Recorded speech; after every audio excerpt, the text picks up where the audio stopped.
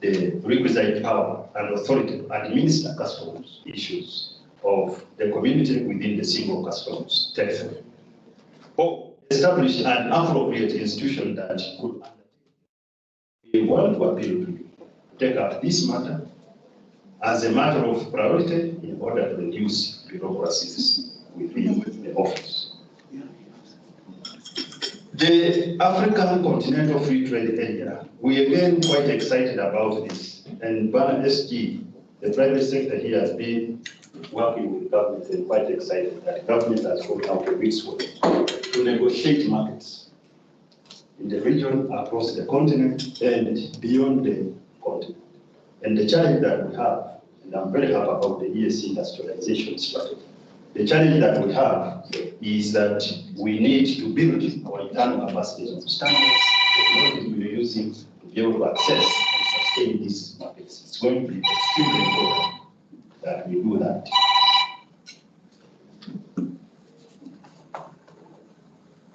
Finally, the climate change, adaptation and implementation, the EAC. The economic growth in East Africa is heavily reliant on climate-sensitive natural resources and rain-fed agriculture, which are highly vulnerable to the climate change and cause environmental degradation, as well as increased carbon emissions and pollution.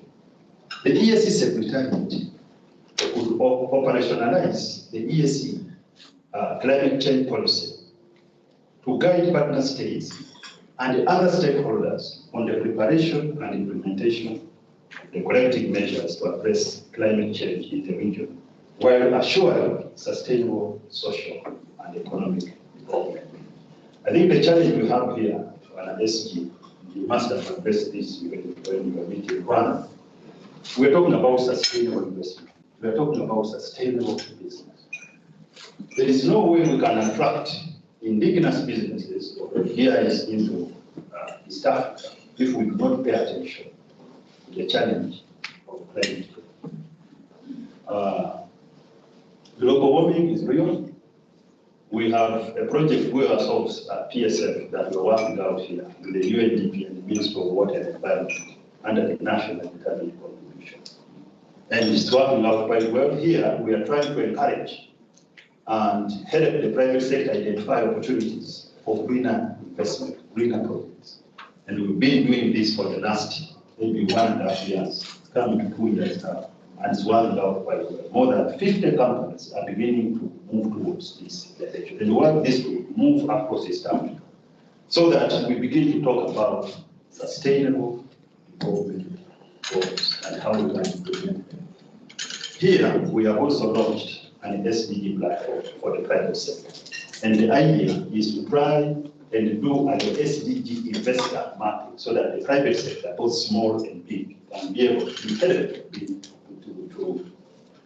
to identify investment opportunities that can be able to drive the entire SDG agenda. Ladies and gentlemen, as I conclude, EABC continues to play its role in strengthening the participation of the private sector in regional integration to realize the mission and vision of the EAC. But to do this effectively, we shall always continue dialogue. We need to call ourselves to dialogue. And I want again to appreciate you, Bwana. You've been coordinating the focal policies. Tanzania, ourselves, Rwanda, Juba, so that we come together, understand the strategy of the EABC. I have been personally participating with you in the development of the EABC strategy. And this is very, very important if we are going to move in unison, if we are going to harmonize our approach towards policy reform across the region and be able to help our customers. Once again, I want to thank you. It's the first time you are coming here as SG, and we are bombarding you with all these issues. It should have been maybe a cocktail. First of all, to appreciate that you are the one that has come through. But now we are moving you to think and think very hard. The good thing is that all these issues, and we are going to give you this speech, all these issues that we are putting across, you are very, very familiar. You have actually been working on them, but from the outside. Now you are in the things, you are inside them, and we want to recommit ourselves and pledge our support towards resolution of these issues, because you are there and we are here to work with you, support you, work with your teams here and so on. And once again, on behalf of the private sector, we are very proud to work with you towards the resolution of these issues. Thank you very much.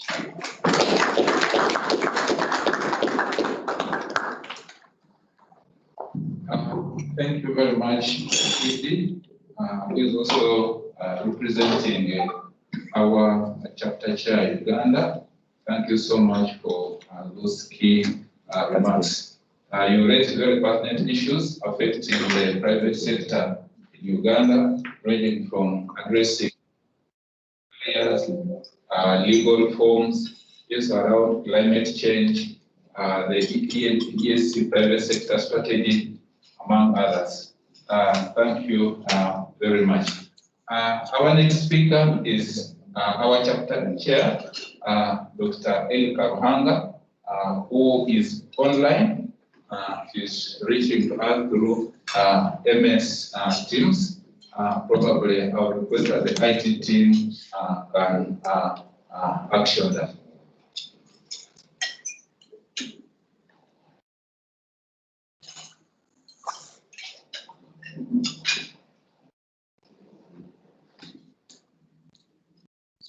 Hello? Can you hear me? Yes, very well. Can you hear me well? Yes, sir, we can hear you. Very good. I want to thank all of you for coming in this cold morning. And I salute you, our Honorable Secretary General of the East African Community,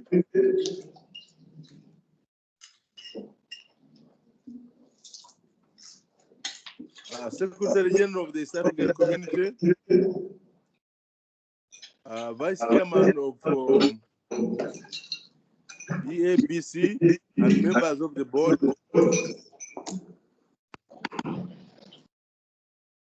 I am feeling that there is an echo.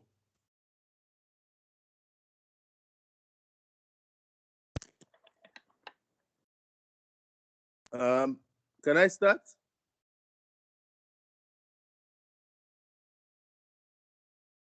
Yes, please. Okay, there was an echo before. Okay. Salutations to all of you attendees at the site and those on the Zoom, Zoom.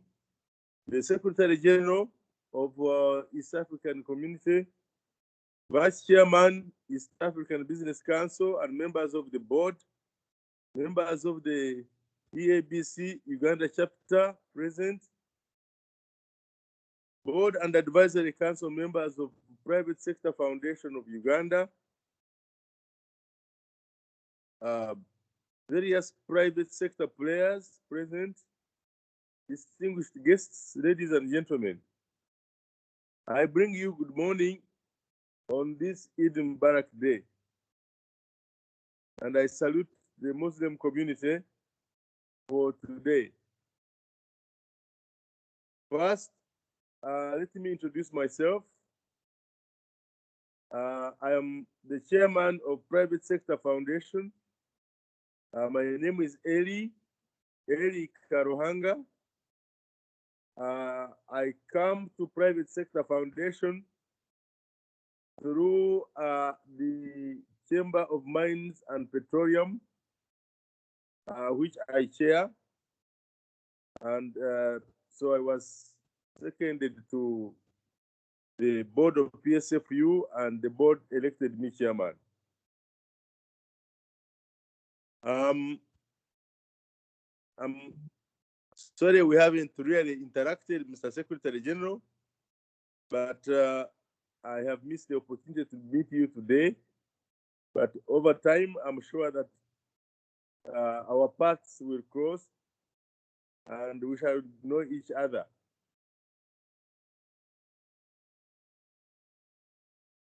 I also bring you greetings now, cordial and fraternal greetings from my colleagues on the board and management of PSFU. Honorable Dr. Peter Mathuki, the private sector in Uganda is very grateful to you and wish to congratulate you also for the high office, the highest civil servant in East Africa that you have assumed. And want to tell you that we are grateful to you because while you were the CEO of the East African Business Council, EABC, you did an outstanding and exemplary work.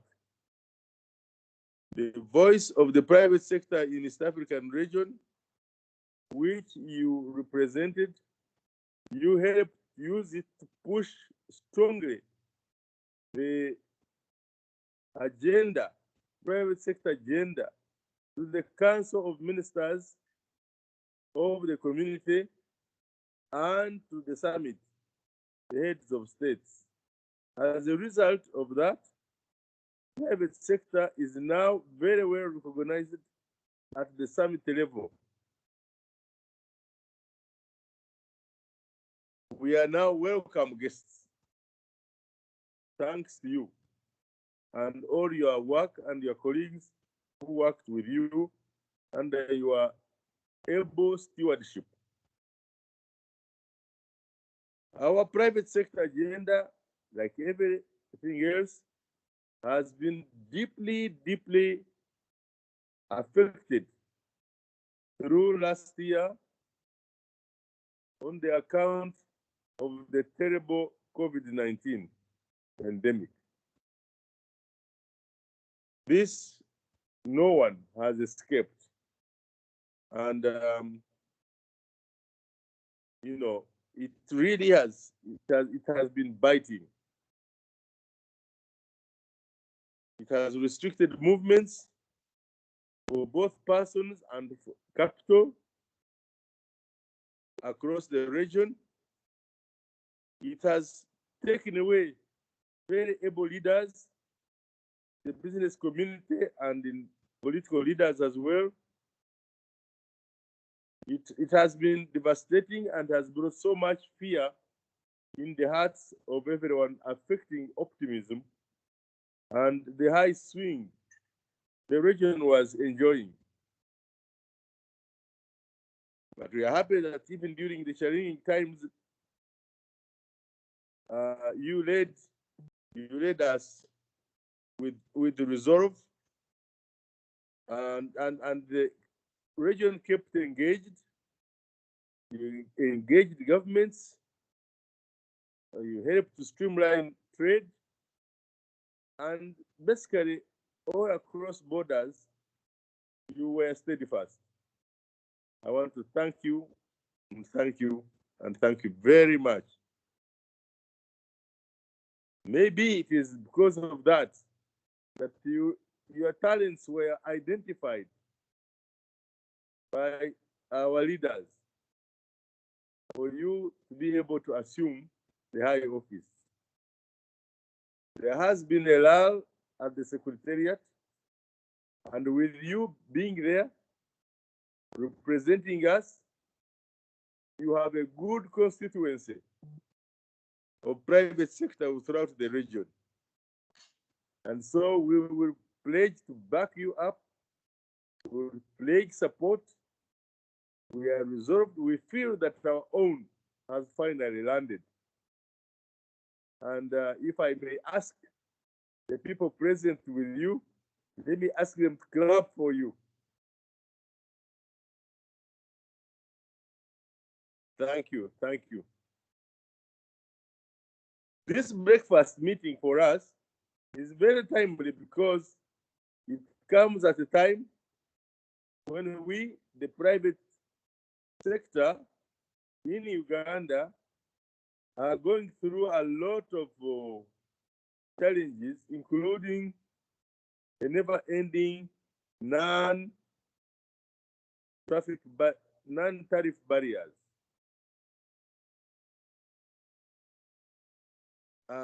border closures, especially with our sister country of Rwanda. We are going through lack of standardization of products in the region to help streamline trade and commerce. Coupled with the insecurity of South Sudan, where we have had to bury a lot of our people who go to trade there, they come as corpses. This has really become a challenge and has affected trade at its root nerve. So nothing can be more costly than the loss of lives of our people. And of course, as I said earlier, when you add the impact of COVID-19 on trade, it becomes bloody. And the blockage of Ugandan agro products like milk and other products to go into Kenya has also been a challenge. And it has been hurting because it's fundamentally affected the morale of business and private sector. At a time when all the agreements are in place, these issues, among many, are affecting trade within the region. Yet, we are looking at borderless East Africa. We are looking at common currency, we are looking at common passport, we are looking at common this, common that. So it's not a happy moment, but we are happy that the Democratic Republic of Congo has also applied and is joined us so that we can expand our market and also our culture and our brotherhood and sisterhood. The world is moving into a global value chain. These non-NTBs affecting trade in our region, in the community, really need to be examined and resolved. And I always shudder to wonder who actually, imposes them, who brings them up after we have had meetings and agreed. Is it a civil servant? Is it a politician? And then why do we in business keep quiet? Why don't we speak up? Now that we have a voice sitting in the right chair, I'm quite happy. Because I think now we as your constituents will be able to reach where we would find difficulties to reach. My colleagues at the Uganda private sector, we are the focal point. As the focal point, appreciate the time you continue to take, both your time and to participate each time you are invited to these discussions and meetings. I argue that we continue working together for the growth of the private sector in Uganda and the East African community region in general. We need to also streamline the way we work together so that we can become more effective and more useful. Lastly, I don't want to take too much time. The private sector in Uganda appreciates the East African Business Council and the East African community for the continued support towards economic transformation and increased competitiveness of business community across the region. here in Uganda, we have now started the process of getting our first oil out of the ground. And this is affecting the entire region. Mombasa will be a beehive of activity for the logistics that have come through to strengthen and initiate our oil products and project. Tanzania is the place where we are passing to reach the world markets. For the next 3 to 5 years, there will be a lot of work going on to bring this about. This is the time, in spite of COVID, when we need to really engage. And our brother Secretary General, I think you have a role to play to make sure that this region can exploit its resources adequately and add value. I want to thank you so much for sparing time to be with us this morning. God bless you. Thank you.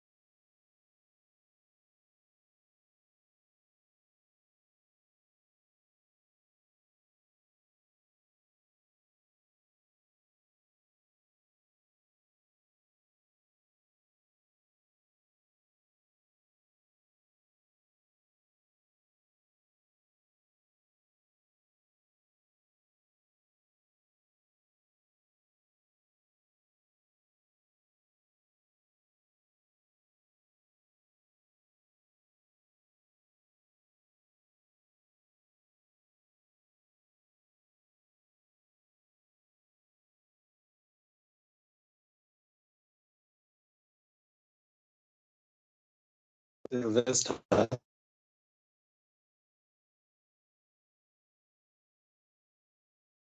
The CEO of EAC. Thank you very much. Voice from the ground. For hosting me this morning.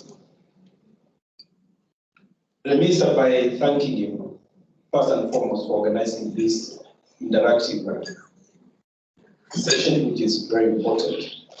And I was saying to my colleagues who are with me, I have with me the Deputy Secretary General of Vamo and DG Kelen Bagamunda. The CTC is with us and the rest of the team.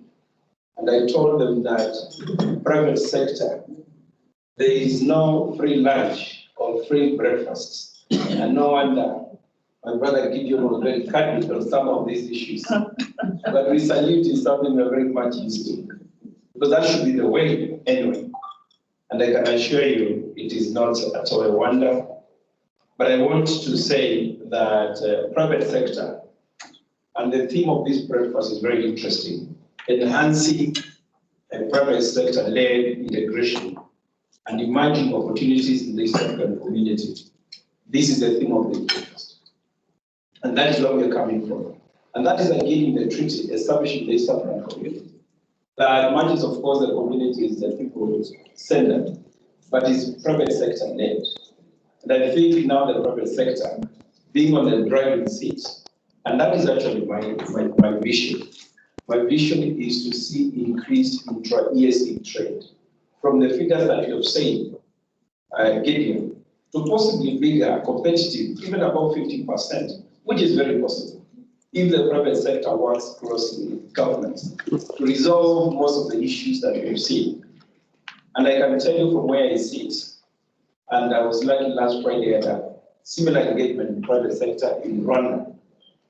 And I will do so in all the partner states of the EAC whenever I visit. I'll be meeting private sector and other stakeholders, so that we can listen and understand the issues.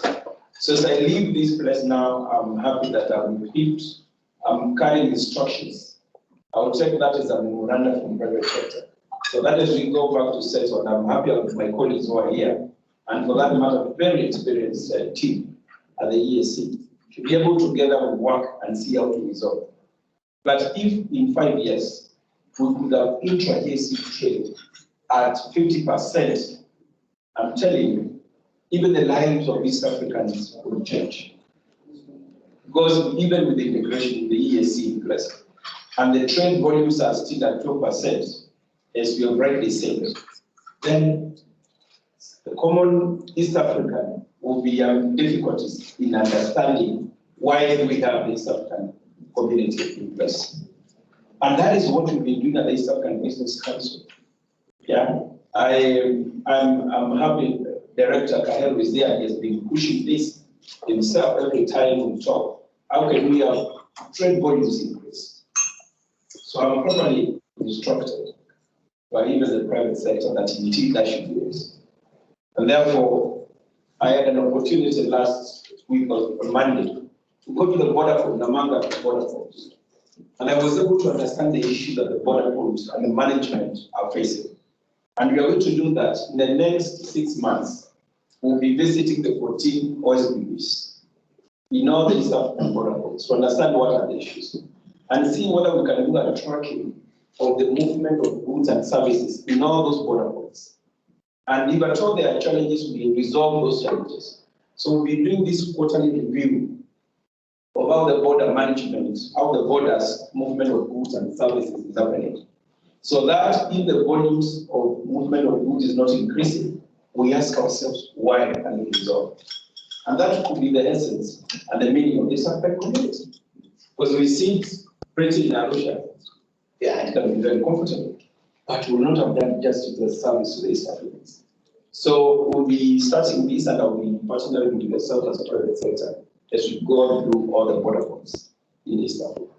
And every 3 months, we review where we are in terms of volumes. And if we do this study, identify non-tariff barriers and resolve them.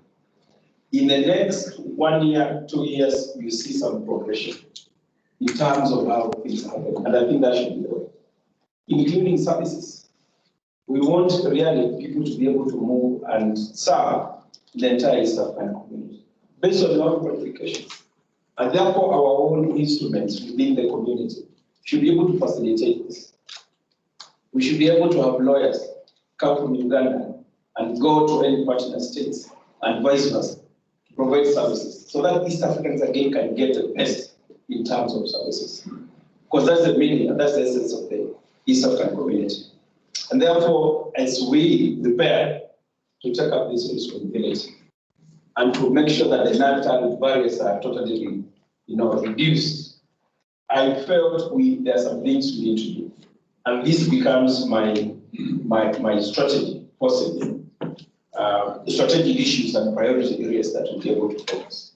And one of them we have said is we need to have a very coordinated approach in handling COVID-19 so that we can have recovery of our economies. I'm telling you, the hotel industry and the tourism has been badly hit. And you heard that from the speech of His Excellency yesterday, that indeed we need to move and have a very coordinated approach to how to respond to COVID and how our economies recover. Because that is how, again, how we need to start creating jobs and welfare of the people. So as a secretariat, we are going to champion for this implementation of the EAC coordinated approach in handling COVID, and of course, having the economic response to this. And I'm sure we are partners in this in all the partner states. The second issue is non-tariff barriers, which you have said. This is restricting market access. And when I see, of course, my good brother Lato is there, and we've been chatting, saying that he has a problem in access.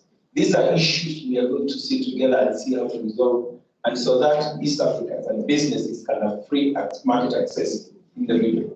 And the Secretariat, again, ourselves, we're instructed that we're going to work closely to make sure these things are resolved.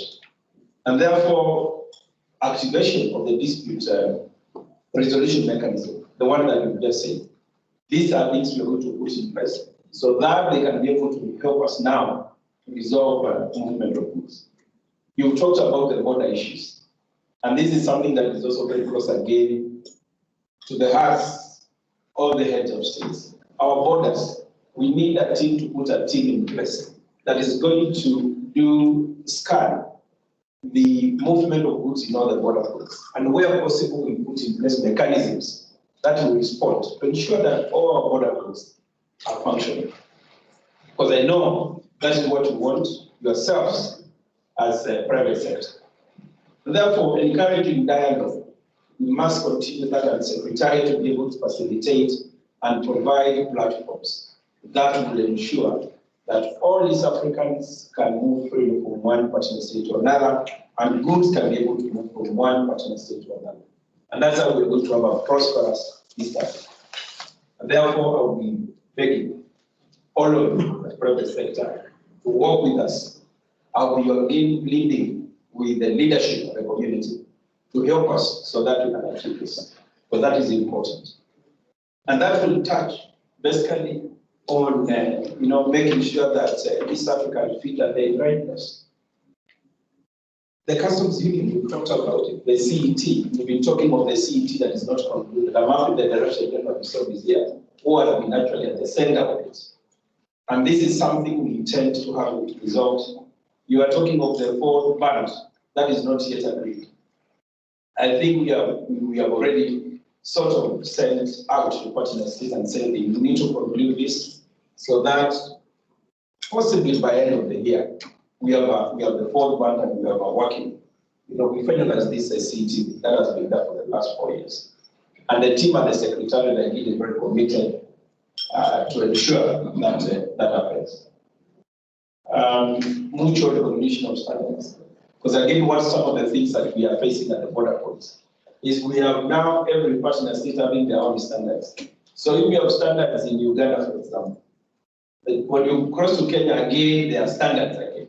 You go to Uganda, Rwanda, there are standards. We need to have this harmonized so that now standards can be really across. And I know the Secretariat and the EAC ourselves will be there to facilitate that, because those systems are there about an issue of implementation. And again, the laws that facilitate trade and domestic taxes, you talked about them, because again, the issues of avoidance of automation. This is something I think we'll be sensitive, and we'll be engaging with those partners that have not yet ratified to make sure that we do so, and we make East Africa a good place. I tell you now, with the coming in of African Continental Free Trade Area, we need to get our things right at the EAC. If we don't do that, other regional economic blocks will take advantage. And in fact, we are better placed to do so. So I think it's high time, it's very important that we take advantage of that very fast. Issues of rules of origin, the issues of value chains, making sure that we consume more East Africa. We have to now start thinking of buy East Africa, build East Africa. And once we do that, we'll be promoting our own dream. Yeah, so I think that is the way. More markets, we are talking of DRC. As we speak, that is a priority at the East African community. I've already, in fact, in the process of constituting a team, the education mission, to go to DRC, So we hope in the shortest time possible, we're going to have DRC fully being a member of the East African community. And that's a huge market. We are talking of 90 million plus markets. That is going to be added into East Africa, with all the benefits that come along. I tell you, as we speak, 70% of what is consumed in DRC comes from other parts of the world, while 11% comes from East Africa. So this is a market we need to take advantage of immediately as East Africa. So I think we are keen, we'll be supporting this. And I tell you as private sector, when we are in composition of these missions, private sector will be part of that, those missions. So that you can also feel and negotiate and help us pick some of the issues that you think are critical to business. So sometimes when I reach out to you and I say, please join this mission. Professor, when I ask you, please join this mission, I'm sure you'll be ready to do that. Yeah. So I think that is important going forward. So I'll be here. I felt in no way I would have come to Kampala without meeting private sector, because that is basically my own constituency, so to speak. And from where I see a lot of goodwill from all the heads of states in South having a private sector-led integration process. So we can only say that as private sector, please partner with government and the East African community so that we can make East Africa a borderless East Africa. And this will be possible if we work together as East Africans across all the sectors. And therefore, I want to wish you well. I want to thank you very much for hosting this. And I still belong to you anytime you have issues. Let us really continue. But our approach at the Secretariat, and this team will tell you, is open, no policy. Anytime you find yourself in Arusha, the community belongs to you. And you'll be able now to listen to you. We cannot afford to close our doors. No way. We must be out there talking and interaction with the citizens of East Africa. We must be listening to what the private sector is saying. We must listen also to other sectors, and so that we can make this East African community a great community. I thank you very much and enjoy your presentation. Thank you very much, Secretary General, for. Yes, sorry, I will be taking a break at some point because I'll be having an interactive session with Juba, with South Sudan. Yeah, you know, the state is around. So I will have a meeting with them and some of the things. And how to support even the Republic of South Sudan, strengthen their private sector. We must all of us deliberately see how to support, because once they have a very strong private sector, I'm sure it will also be good for the country, to be good for all of us. And some of you seated here as private sector, you can participate in that, strengthening the private sector in South Sudan. And therefore, we'll be taking a break at some point. My colleagues are here. Kenneth Bagamunda, Director General, will be able to take you through some of the things. Honorable Baswamo is here, and they'll be able to take you through some of the things. So at some point when I sneak out, I also feel this is an important assignment. Yeah, and therefore I think it's important that we continue interacting and share out all the issues. Thank you very much. Thank you very much, Secretary General, for those key remarks. You really comforted the private sector in Uganda, as well as the private sector in our region. Looking at the program and the minutes, the session which we have, I think we will try to open up the discussion, and like you rightly said, we need to consider gender issues in whatever we do, and I would request that we go to some interactions where I will request Professor to give, to say a word, and as well as Madam Miriam Sebunya to say something before the SG can leave. We are going to continue with this session after this. Thank you.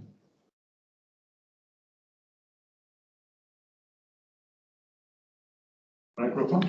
Yes. Audio. Audio. Yes, to the audio. To the podium.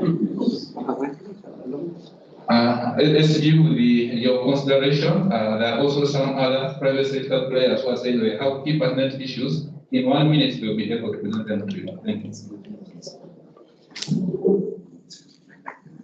Good morning, everyone. Thank you very much for the opportunity, Peter, Honorable Peter.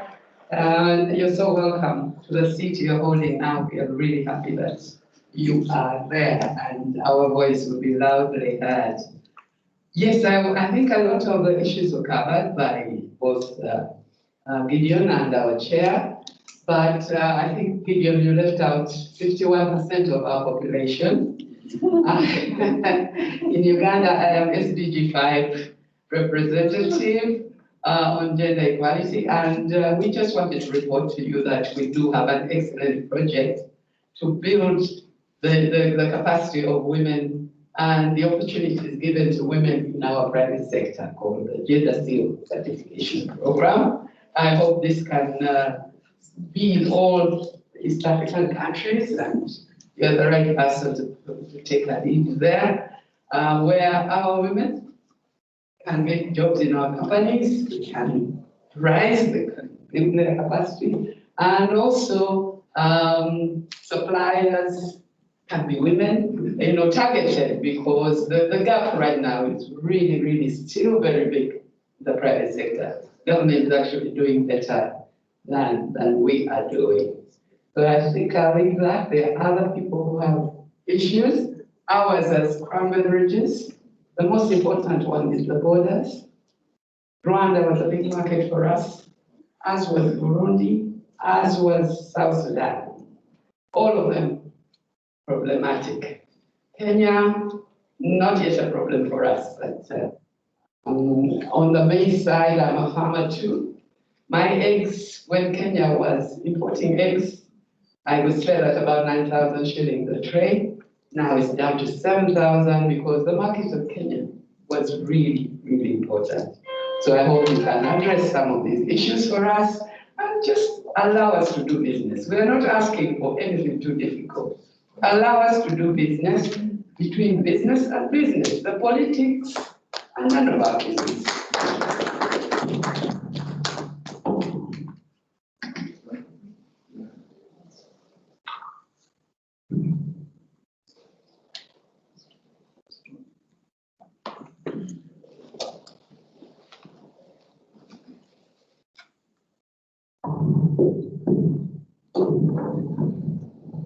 Thank you.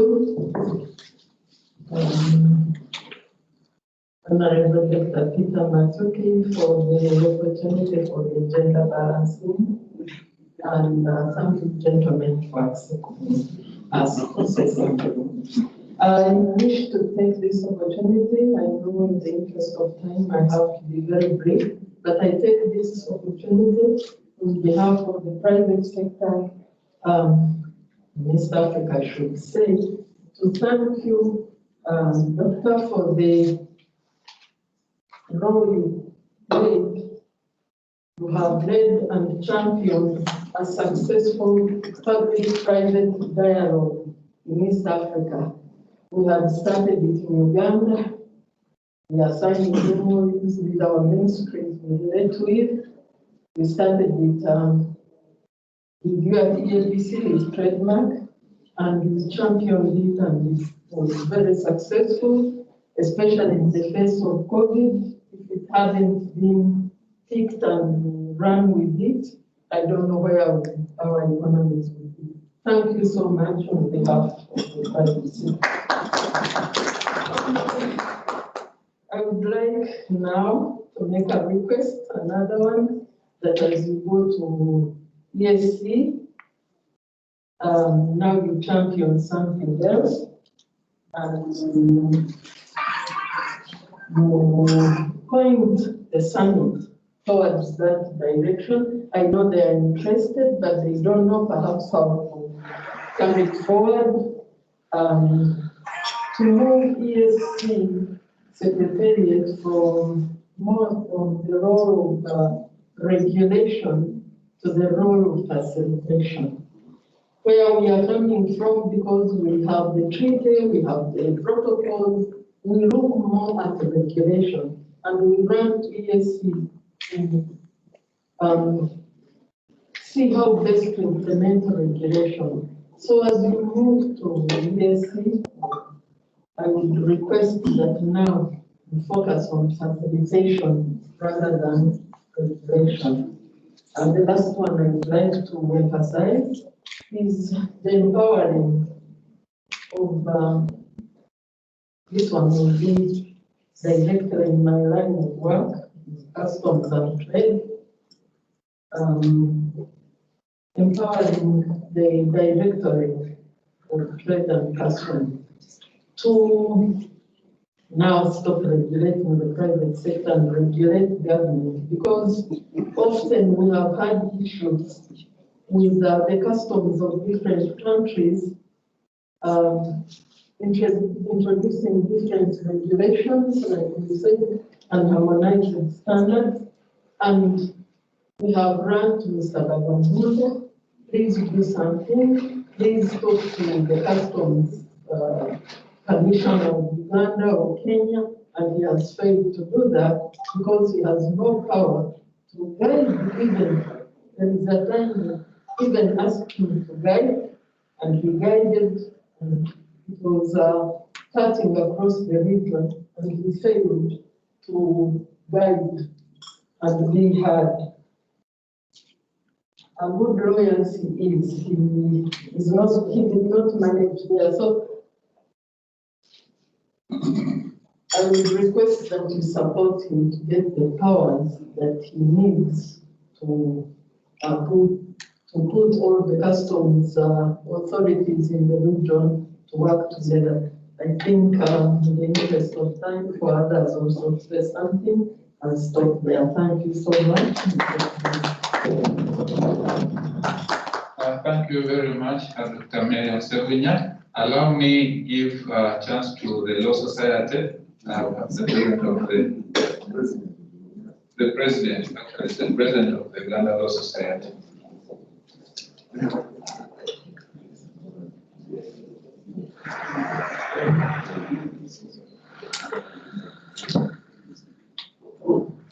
Thank you, Doctor. Thank you to all our presenters. This is very timely. We were just coming out of COVID, and then we're also coming out of a lot of inter-regional disputes and issues that have greatly paralyzed the private sector and business and the economy in general in the region. And I like that I've come before two prominent speakers who articulated the issue of politics versus business. And one of the things that we saw during this period was dispute resolution, and how there doesn't seem to be a clear way for countries to resolve trade disputes, especially around non-tariff barriers, without the politics interfering. And I think what I hear everybody saying here is there has to be a real commitment. We cannot be schizophrenic. One moment we're signing protocols, the next moment we're doing things that take us backward.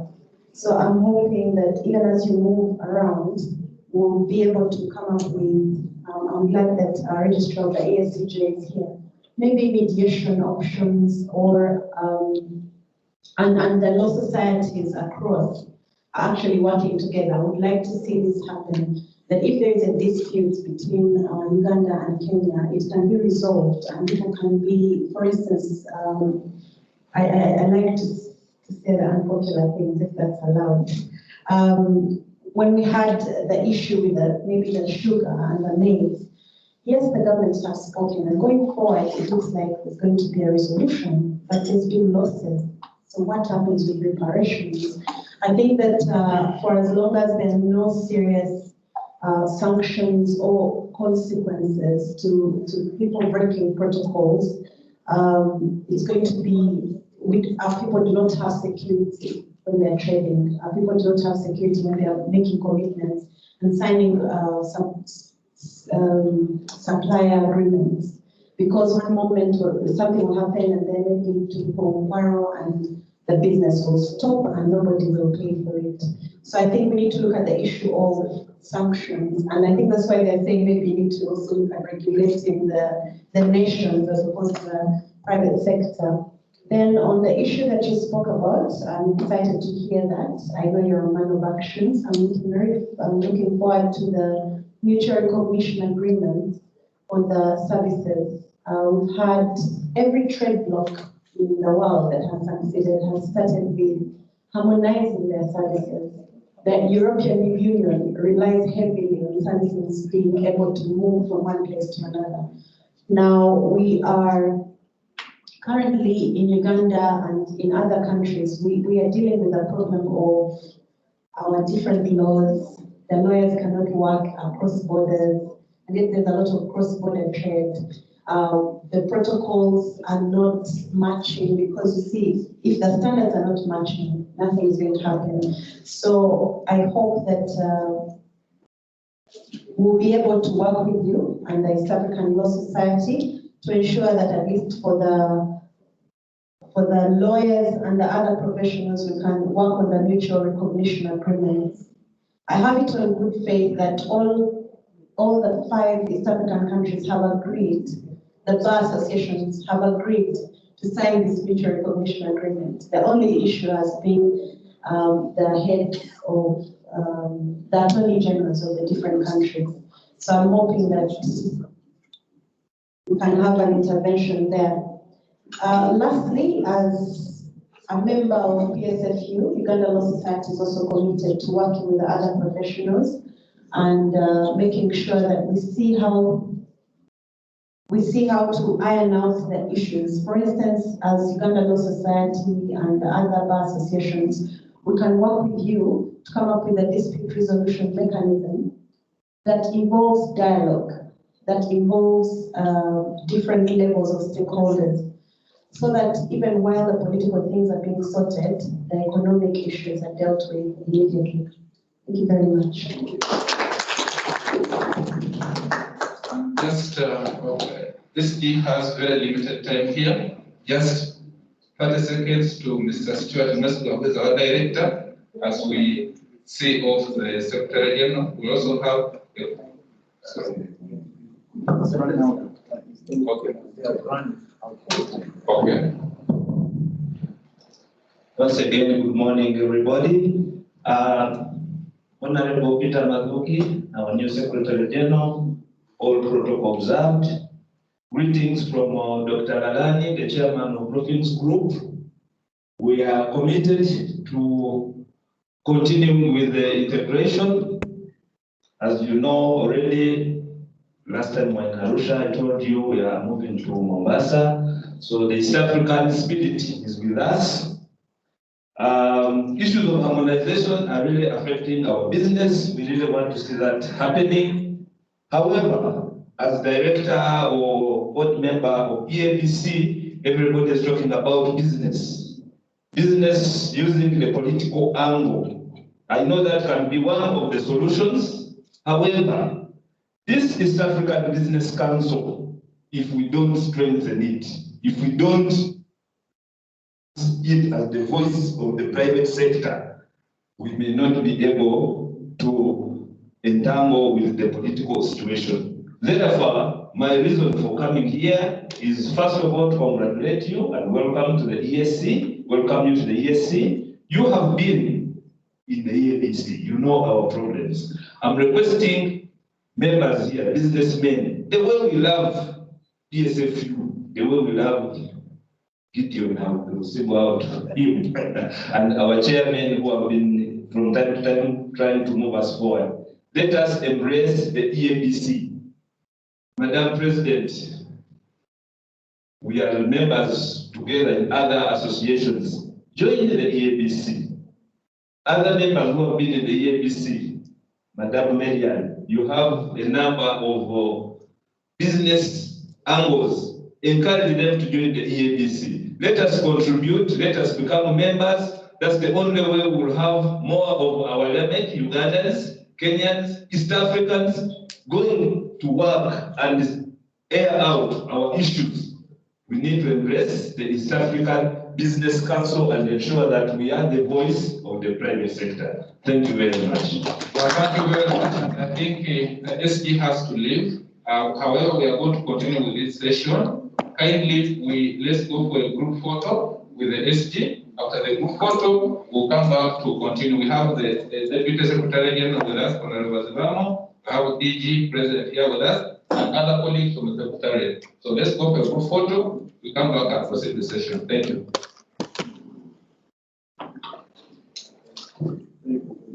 Thank you.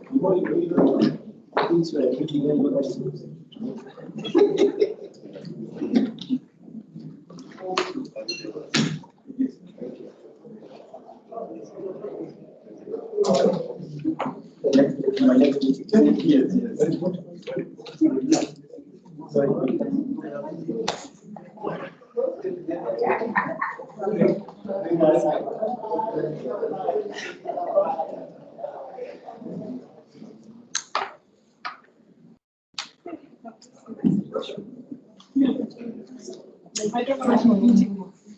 You told me some reports.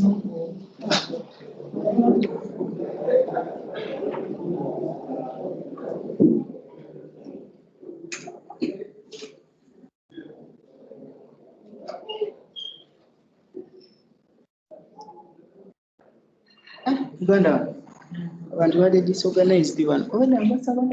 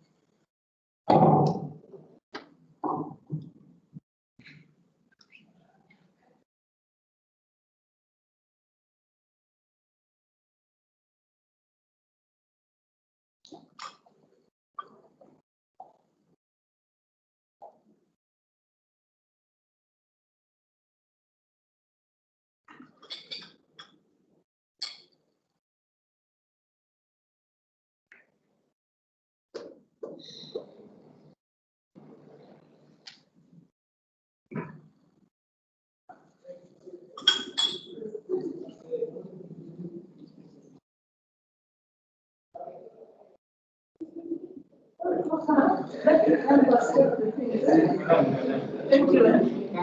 Yeah, for the laptops.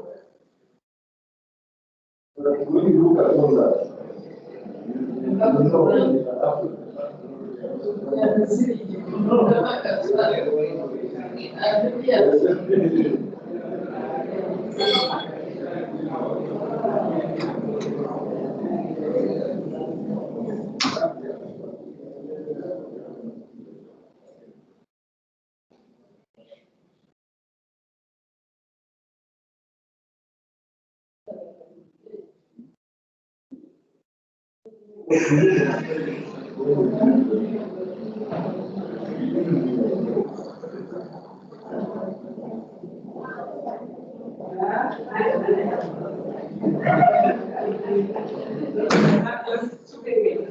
have to take a baby. Yes. The little one that I see. Yes.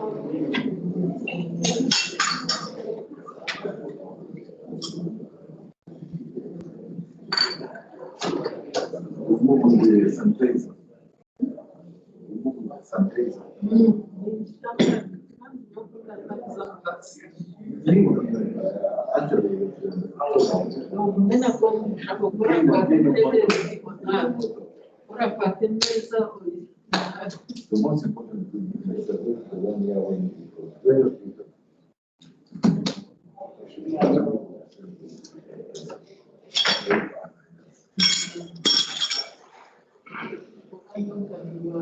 I think.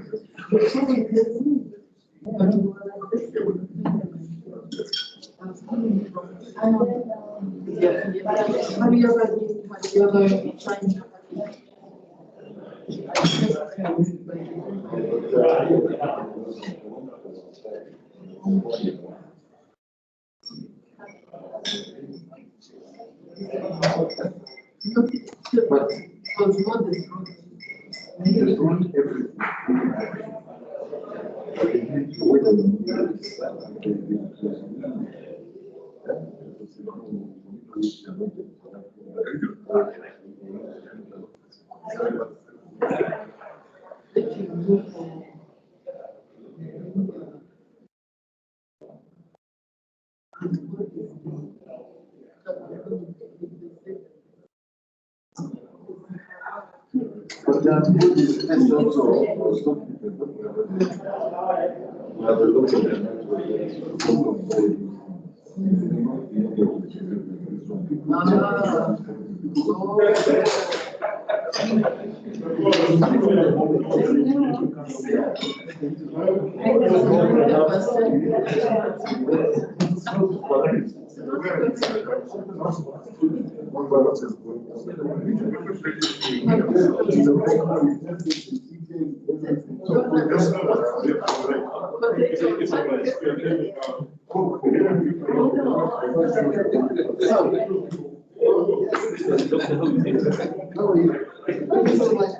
How are you?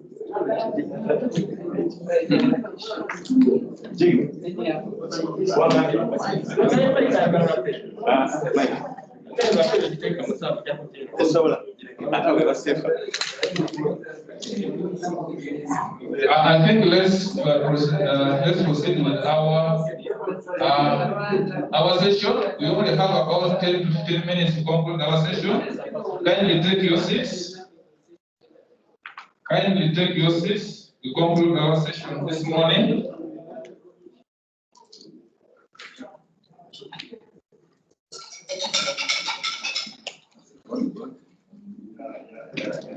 Maybe if you could encourage those as well outside to come inside that we conclude the session. Yes, the most important people are those that are in the room. Thank you very much again once for welcome us from that short break. Following our program, I think we are now going to invite the DG to come and respond to some of the key issues which were raised by the private sector in Uganda, and to also give some more insights on what is happening at the EAC level. maybe as Kenneth comes, I whispered three things to the SG as he was going out because he was going to meet with the delegation from South Sudan. You know very well that we are having a challenge in South Sudan. So I don't know whether it would be undiplomatic. They know Peter is a seasoned diplomat. He knows how to present the president and his team. Because this is the only other opportunity that we can have. That SG can be able to reflect, coming out of this meeting, reflect what our sentiments, what our situation. Then two, there are a number of outstanding issues that I don't know, maybe Kenneth may want to address some of them. The issue of Uchumi is still outstanding. And it's more than 5 years. About 17 billion for SMEs are still outstanding. And Uchumi, as we all remember, with Uchumi, as we remember, it was 99% owned by the government of Kenya. So we have been having bilateral engagements with the government of Kenya, the cabinet secretary, but to no avail, we still have a challenge. This was cash flow for SMEs, they supplied, and they have never been paid. Then, there's also an issue of payments, both for South Sudan, people who are engaged in trade with South Sudan. Kasita is not here.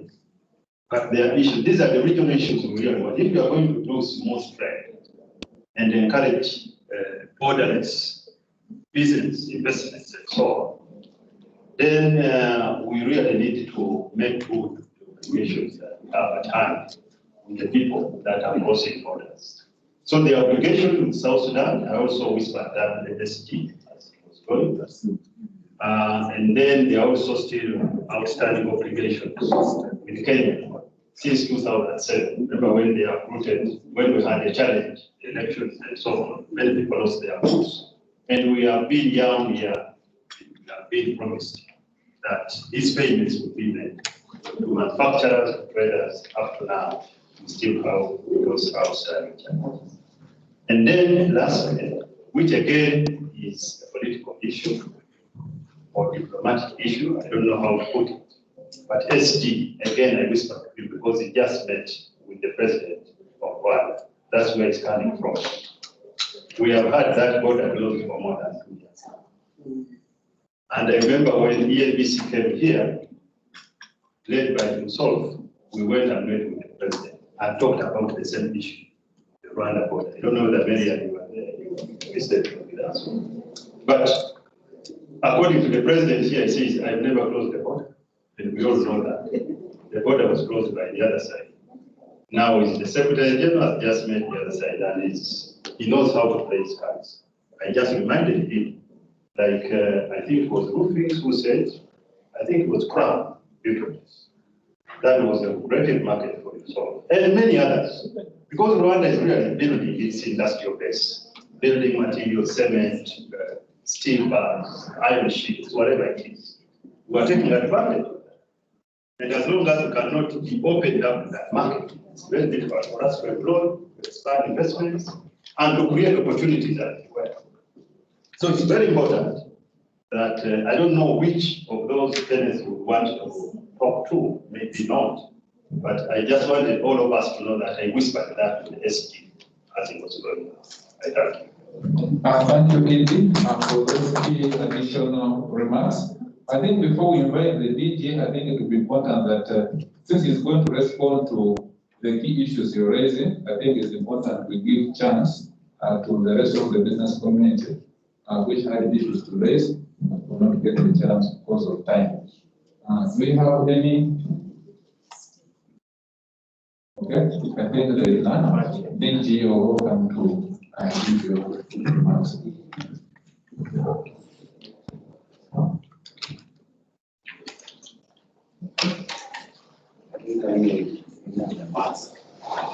Thank you very much, members of the business fraternity, my colleagues from the secretariat, ladies and gentlemen. Thank you. I think the program has changed. I was supposed to have given you an update on the state of play, but because of what has happened, we agreed that we can now have the interactive session started, so we continue with this and conclude from there. Chair, thank you, ED, for the issues that you have raised. They are very pertinent, and the others that have been raised by other members. I want to point out some aspects that were raised, and we see how we can move forward. I don't have answers, and I'm not going to be defensive in anything, but to see how we can drive together. Of course, we are delighted at the Secretariat that we have Peter Mafuki, Dr. Peter Mafuki as our Secretary General. We have worked with him, some of us, very closely, and I think the enthusiasm and the drive he has, we want to ride on it so that we can make things happen. And that gives us a leeway in terms of addressing some of the pertinent issues that some of which have been pending for a long time. Let me start on some few areas. CT review. Over time, definitely our CT has been eroded by countries going on the phase of application. Now, if you look at our CT, I don't know whether we should call it a CT. It is a scattered kind of unilateral thing, but under the umbrella of EAC, slowly going into that direction. And this exercise is very critical to bring back what had been intended.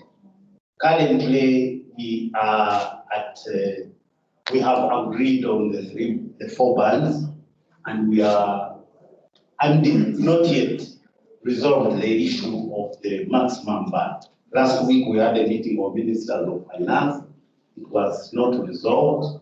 Next week, we have a meeting of the technical officials to see how we can move. The most critical thing that we thought we should start with is what constitutes the 4th band, rather than concentrating on the specific rate.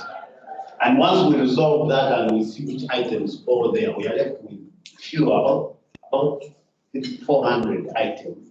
Once we resolve that, then we should be able, we are going to make a proposal and an option, but I want the private sector to be in it also, in terms of moving forward, rather than having positions, because Kenya, Rwanda and Burundi are on 30. Kenya has joined again 30, and Uganda and Tanzania are on 35. Maybe we should strike a balance. There is no rule that the tariff should be in the, what do they call it? Divided under by 5. So we can have it even at 32.5. We can look for an average. Or we can have a moving linear progression. Either start at 30, we move over a period of time to 35. Or start from 35, we move over a period of time to 30. So that we reach a compromise. So that this CT starts being effective as soon as possible. And I think that will restore us back to the same path, rather than each one going to lobby. Because it has created a situation where you people, yourselves, use it as a lobbying ground for purposes of addressing your problems from the national level rather than from the regional level. So I think that is one aspect. NTB elimination. Yes, you have talked about the law. I don't think the law is going to be the panacea of sorting out the issue of the NTBs that we have. I think the issue is the commitment in terms of addressing the NTB. So, and of course comes in the issues of dispute settlement mechanism, which I think maybe the registrar may also chip in. But more importantly is the level of commitment in terms of addressing. I have a meeting going on since Monday, the Regional Monitoring Committee here in Sheraton. We are looking at some of the NTBs. Some of them have been persistent for quite some time. And sometimes these technical officers that are sent are really, Lino is there, he knows. Some of them cannot solve those issues in those meetings. It needs a high level commitment. And now there is a tendency of going bilateral. Bilateral are good, but they have also their own disadvantages. And I said it, Lino, you remember. Bilaterals are dependent on goodwill, and they are not binding. They may solve the problem in the short run, but they don't solve the problem in the long run, because anytime countries can change their ways of handling it. But once you have a regional commitment and the decision is done, then it becomes binding and it becomes a point of reference for purposes of addressing the MTP. That is why now you are hearing about quotas. I wouldn't want to question the quota issue, but EAC should be trading on a quota-free, duty-free. So if you go bilateral and negotiate a quota, what does that mean in as far as EAC is concerned? And you cannot come to EAC and I put it in the record that the country A and B negotiated a quota of so much. It is against the whole principle of the protocol. It should be open trade. Quota is also an NTP, by the way. Quota is an NTP. So, but we need to really resolve the issue. But on the positive side, a lot of NTPs are also resolved along the way. We solve NTPs day in, day out.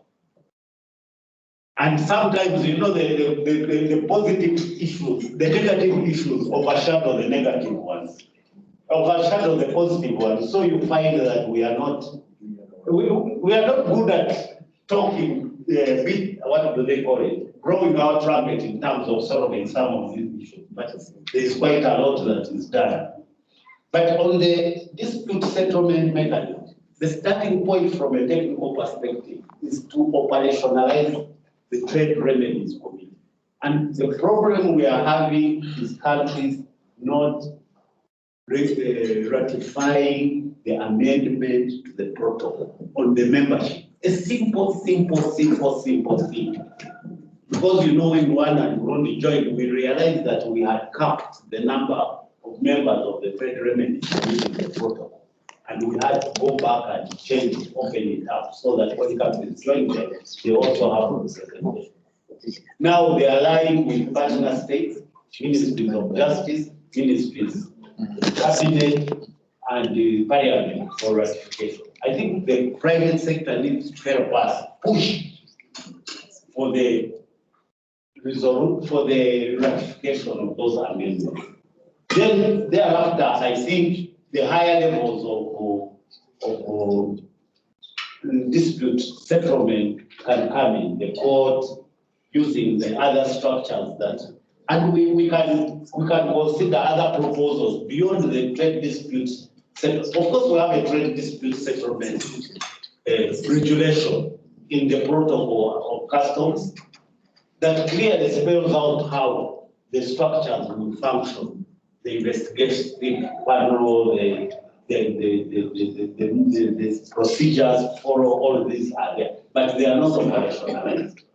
And maybe we may need a substantive law that operationalizes it from the regional and national level, some of those structures, because we borrowed heavily from the WTO, so we need to see how we can put the whole mechanism in place. One network area, I am happy to report that recently, think about this last year, late last year or early this year, we received a communication from United Republic of Tanzania saying they have now agreed to join the one network area. So there is that commitment, and we are waiting for operationalization. I think because of what happened, they have not been able to put it, to implement it, but I think once they have settled down, then the one network area, United Republic of Tanzania will start implementing the one network area. And definitely once United Republic of Tanzania does it, Burundi will automatically follow. Will automatically follow. So that is on a good note, and that commitment is there. Double taxation agreement, a long pending instrument which has been in place. You know, actually this agreement was started in 1999, before even the community, the treaty came into effect. The problem is also now ratification. I think we have 3 ratifications. We are lacking how many Kafumbi? Burundi has also ratified. Burundi has ratified. So we are lacking 1, United Republic of Tanzania. We want to ride on the new changes there so that we see if we can push for ratification of this thing. We are yet to engage the minister, now the new minister responsible for EAC, so that some of the things can be pushed. Once this is done, then we are home and dry. Domestic tax harmonization, the policy is done. Now it is putting in place the instrument. But one of the problems we have with this is not from the regional level, it is from the partner state level. There has been hesitancy from particular ministries of finance to harmonize domestic taxes because they think it is eating into their space, policy space. They say they use it for national economic purposes in case of they want to address some emergency issues. But we have provisions in the common market protocol that enables partner states to make interventions for economic reasons. You can always adjust unilaterally so long as you inform the other. So we are now going in to put in place instruments, directives and regulations. Of course, there is still a debate on whether we can jump to the directives and the regulations without a basic law. If we are talking about a directive or a regulation on excise duty or income tax, which is here, you may help us to elaborate on that without a mother law that brings into place regulations and domestic and the directives. The review of the rules of origin, we will definitely have to review them. We reviewed them and they came into force in 2015. Made them a little bit better because we aligned them, we tried to predict what was coming on in terms of the tripartite and in terms of the CFTA.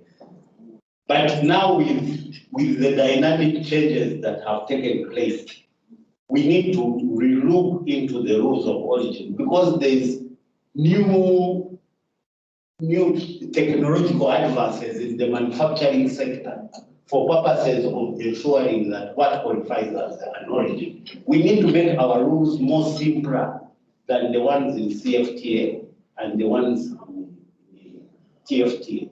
So we are going to review them. There is already a directive, but we wanted first to review the CET and to review the CMA.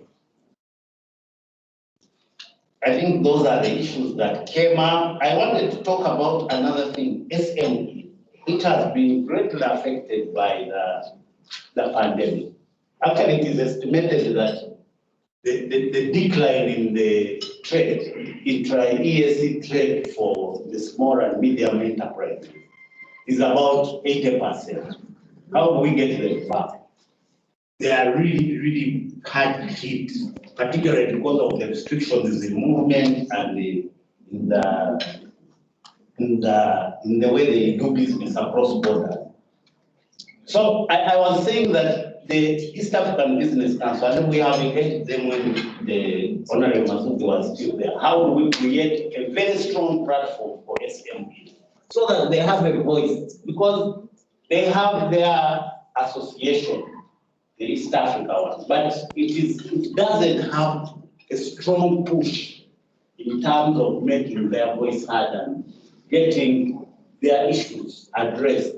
So I think it is high time that the EABC really strengthens that platform of the small and medium enterprises, for them also to go together with you in terms of pushing for their activities. The other issue I wanted to talk about, I'll end with what Mr. Valida talked about is the issue of CFTA. We need to position ourselves as a region in terms of the CFTA. I think if we are not trading together, we are not going to be able to trade with the rest, with the others. If we still have NTBs amongst ourselves, we are not going to get a free ride out there. So we need to, first of all, clean our house, put our act together, and then move as in one position. Because if we are going to enter a market in West Africa and for milk, and that milk cannot be traded in East Africa, then how do we trade with the other partners? They will say, first of all, yourselves, you are not trading. So why are you coming to us that you want us to open up? So we need really to strategize in terms of penetrating the CFTA market and making our trade regime far better than the trade. We should prefer more benefits to our trade than more than it is with the third parties. Now on Uchumi, if I come to that one. Yeah, the matter is with us. It was raised. But Kenya came up and said, but where is the policy framework in the region regarding cross-border retail trade of Uchumi nature? How do we bring it? That's how we started down.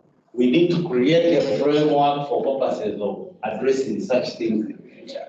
But the matter has been presented very well by United Republic of Tanzania and Uganda, and it is with the sector council. Of course, the response has been Kenya saying we are consulting, we are still looking at it, we are trying to revamp Uchumi come back.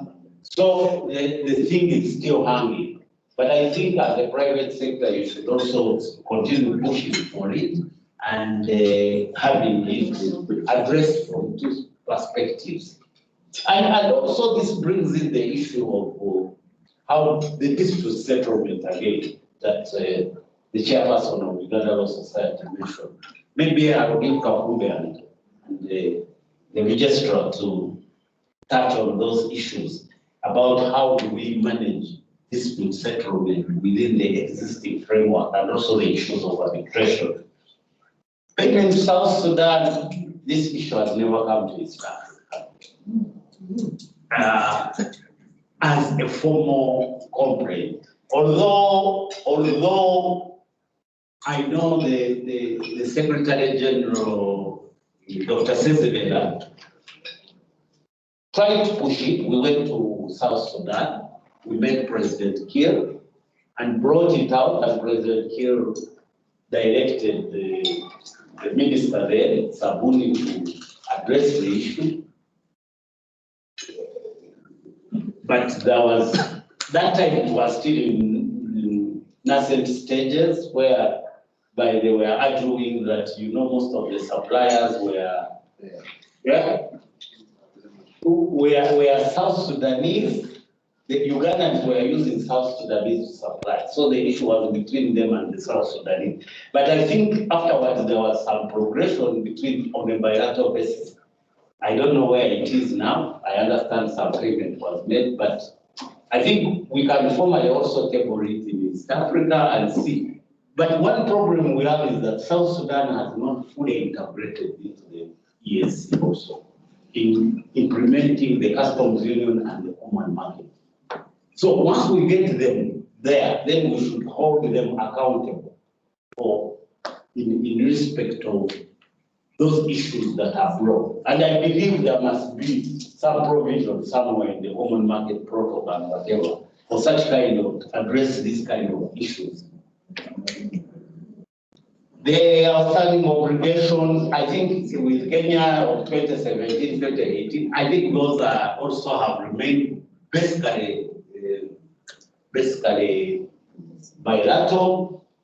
The only attempt that was made, I think some people tried to take the issue to the East African Court of Justice then, and the East African Court of Justice said that it has no jurisdiction that time. I don't know now, maybe the registrar will tell us. But it has basically remained a bilateral issue which has never come to the EAC.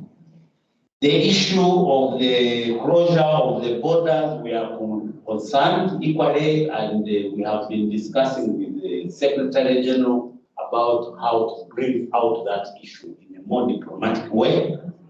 We had thought that he would also maybe see how to bring it out as he moves around. I haven't got yet the feedback from him about whether he touched it or not. But it is an issue that is of concern. I've been to Katuna. If you go there, you really feel sorry that we are in this state. We have a white airport, both sides of a good facility. Uganda, and they are more or less completed. They are completed actually, but nothing is taking place there. So it is quite a nice when you go there and see no activity in they are becoming quite airfast. So I think the private, I don't know how the private sector can also start any engagement that would help in ways of maybe, I don't know. I'm thinking around how we can look at that issue and assist in maybe progressing it.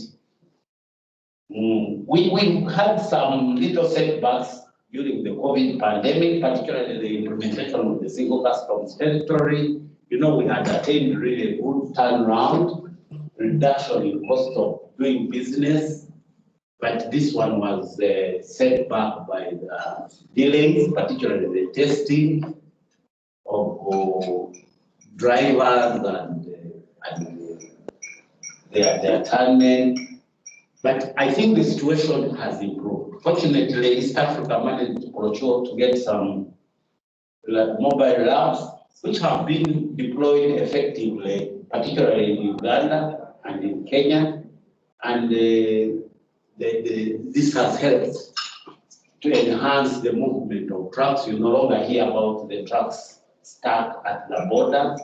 At least we have in the Elegu, Malaba, Busia, and the Rusumo on the Tanzania-Rwanda border, and this has helped. We have also developed the tracker system, an online system, which has also gone a long way to assist the drivers in registering for COVID and mutual recognition. We have a guideline which was issued out. When we issued that guideline at East Africa, actually immediately thereafter, COMESA, SADC, and the tripartite more or less took our guideline and customized it to fit their own. We are now working on it. Bazivam is the chairperson of the regional committee on response to COVID. I do alternate for him. We are working on the travelers pass harmonization of the hour time. Because test time, some are 72 hours, but others are 120, and the charges, some are charging a lot of money, some others are not even charging some. So we are working around that, and we have got members of the task force from the Ministry of Health, who are our focal persons, and we have had meetings with the Ministers of Health to harmonize some of those areas that are bringing the unnecessary bottlenecks in terms of handling the COVID-19. I think basically those are the things I thought I should address, unless there's anything. On the powers of the directorate, I do agree, but in some extent, the law is not so much mean in terms of mandate of the director. It is the implementation aspect by the respective agencies, particularly the customs, in some of the issues. Because if you look at section 3, it at least gives some level of authority in terms of an interpretation of the laws and application of the laws in the partner states. Because we are basically the main administrators of the law, and we delegate it to the customs department commissioners to do it on our behalf. Except that in some instances, because of the unilateralism, some of the commissioners take their own way to handle it. But sometimes when we confront them, when we talk to them, they say, you know, we are under pressure from our administration, the ministries and whatever, to do this, do this, do this. So I think there is that conflict.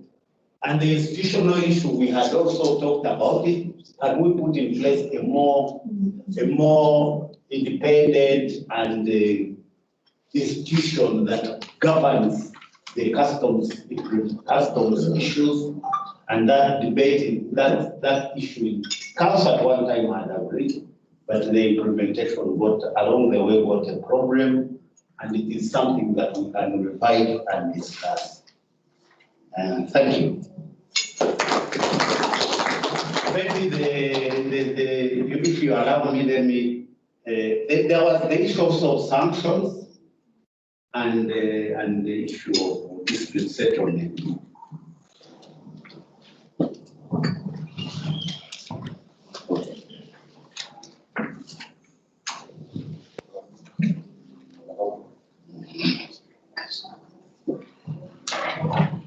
Thank you very much, Baramunda.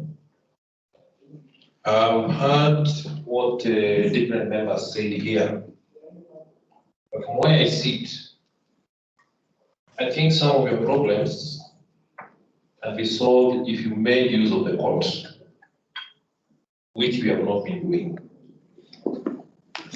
One of the reasons I had is that most you business people don't want to rub your governments the wrong side by taking them to court. But it is this very government that set up these courts. And it was set up for you.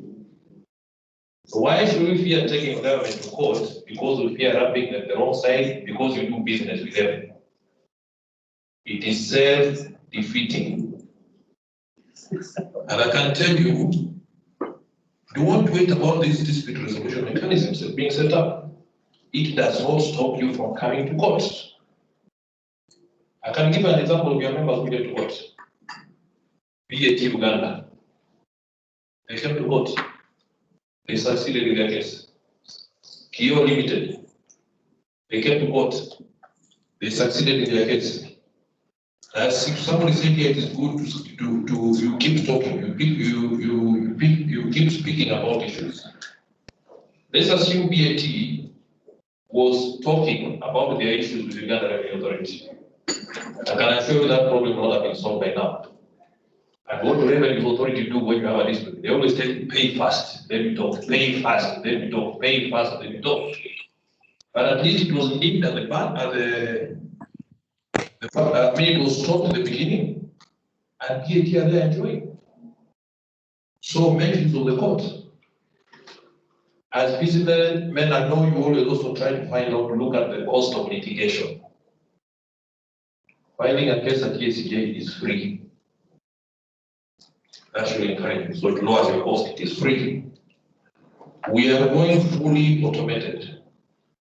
So that even lawyers, your lawyers won't have to travel to Arusha. From the comfort of the offices, they can do their cases. We are already doing that. In fact, from next week, our court sessions are resuming. You just need to go to the website of EACJ. You will see cases going on there, live cases going on. That is what we'll be doing. So even if you don't need to transport your lawyers to Arusha, that substantially brings down your costs. Another thing the court does also is arbitration. And again, at a very, very, very minimal cost. So in your various dealings, in your various commercial agreements, consider arbitration within the regions, even if you don't want to use EACJ. Don't go to Paris. Don't go to London. Don't go to Singapore. There are people in the region here with all the capacities to handle arbitration matters.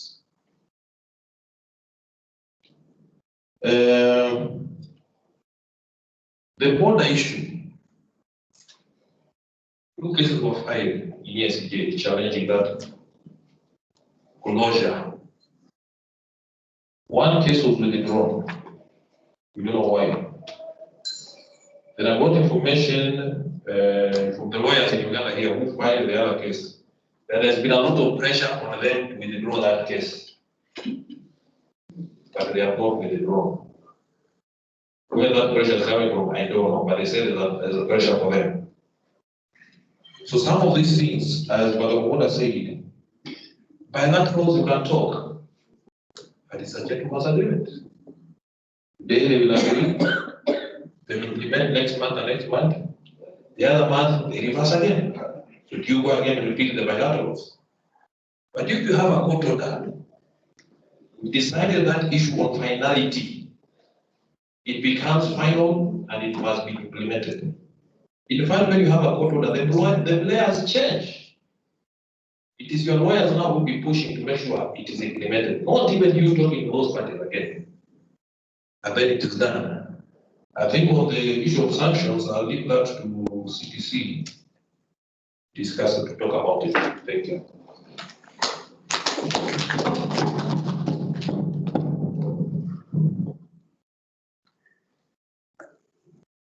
CTC.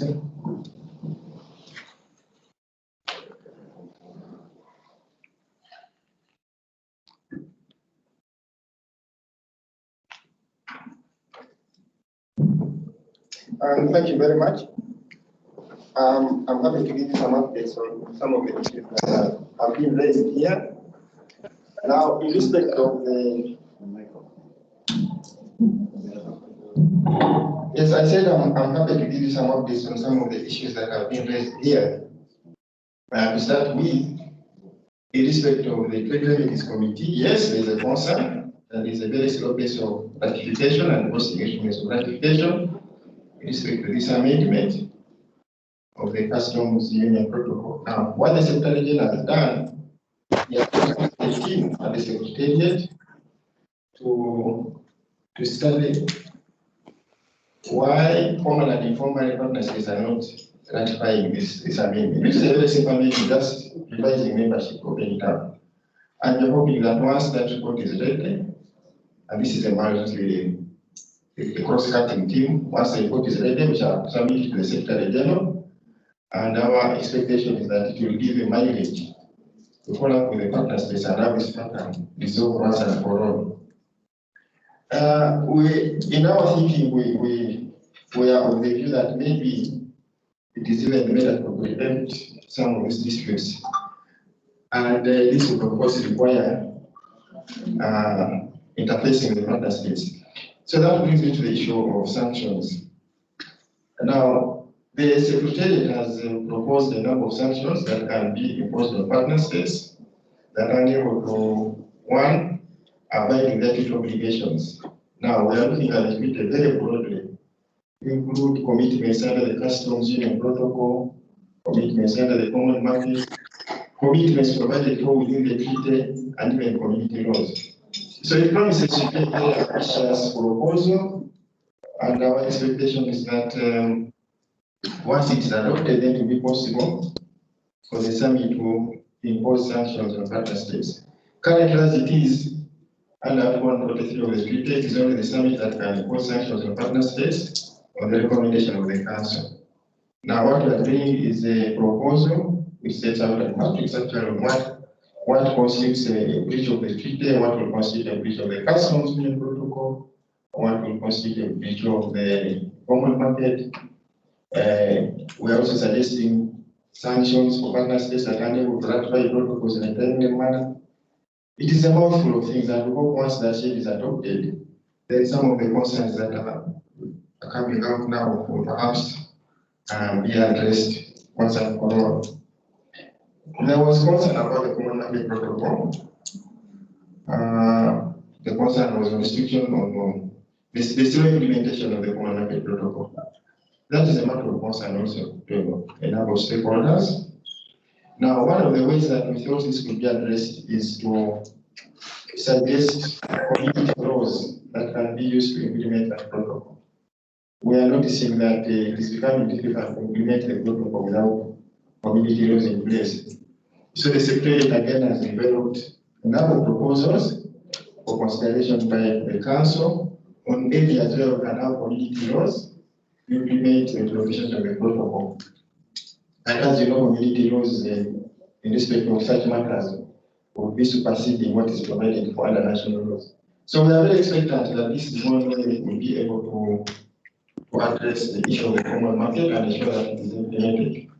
These proposals are going to be considered by the Attorney General in the first week of June, and we hope that thereafter the matter will be taken to the Council. Related to, of course, we are aware that the lawyers in particular are struggling with the mutual recognition agreements. The accountants and estates are able to adopt their MRAs. The challenge, yes, is with the Attorney General, but we are concerned that the East African Law Society has observer status, and for that reason we continue engaging them and also inviting them to our meetings, and hope this will be an opportunity to work on strategies as to how we can move the mutual recognition agreements for lawyers forward as soon as we get to the Attorney General. There was an issue about S2MT, the Standardization, Quality Assurance and Methodology Act of 2006. A decision was taken that it be split into two, so that we have one law addressing methodology and another law addressing standardization. I'm happy to report that we, right now as a talk, we have a bill on standardization, accreditation, and component assessment that is ready. We are submitting this bill to the Attorney General in the first week of June, and our expectation is that once it is adopted, it will be brought back to Council, Council will adopt it, as well as the process of making laws in the EAC. After that, we'll have to go to the Executive Assembly. But at least we are making every effort to ensure that this matter is moved expeditiously. So that is the update I can give you, and I really thank you for your attention. Thank you.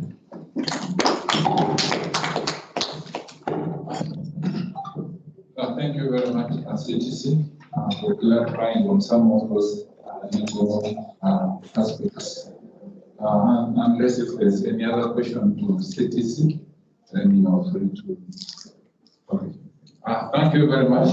I think let me also allow some matters related to institutional strengthening at the EAC level that will also be reported here or discussed, such that we get to know some of the insights when it comes to the institutional strengthening of the EAC. So I would like to welcome Madam Ruth from the EAC Secretariat to come and update us. Thank you.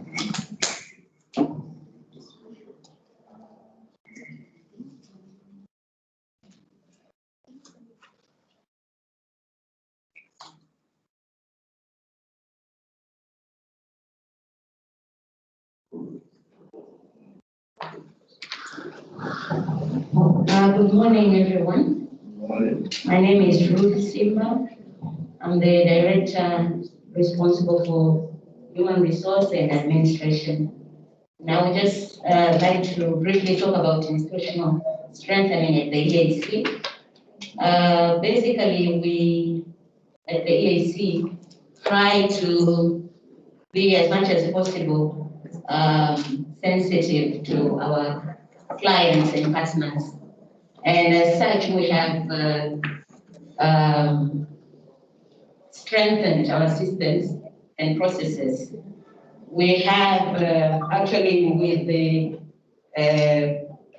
requirements for our partners, we have been audited by... Sorry, we cannot hear her very well. We cannot hear you very well. Is it possible to make life easier for us? Okay, now can you hear me properly? Yes, thank you. Okay. I was saying that as EAC, we are trying to be as much as possible sensitive to our clients' needs. So we have in place systems and processes that we have tried to enhance. And as such, we have been audited. We have taken the fiduciary audit by European Union, and we have passed the audit. And this is important because it helps us give confidence to our clients and our partners that our systems and processes are adhering to the best practices around the globe. And we have also tried to build the capacity of our staff. We have trainings that are taking place that strengthen the skills and competences of our staff. And we are also ISO certified. We are certified by ISO 9015. And that is very important because it helps us now put our procedures and processes in a way that we can even look for sustainability in terms of continuity in our activities. And lastly, maybe with this COVID, we have been so much trying to work with technology. We have been able to hold our meetings regularly through VCs, and it has also helped a lot save on the budget of the community. We have VCs that we have installed VCs at all our ministries, and so communication becomes very simple, and also meetings which were once in a while being postponed because of the quorum issue. It's now more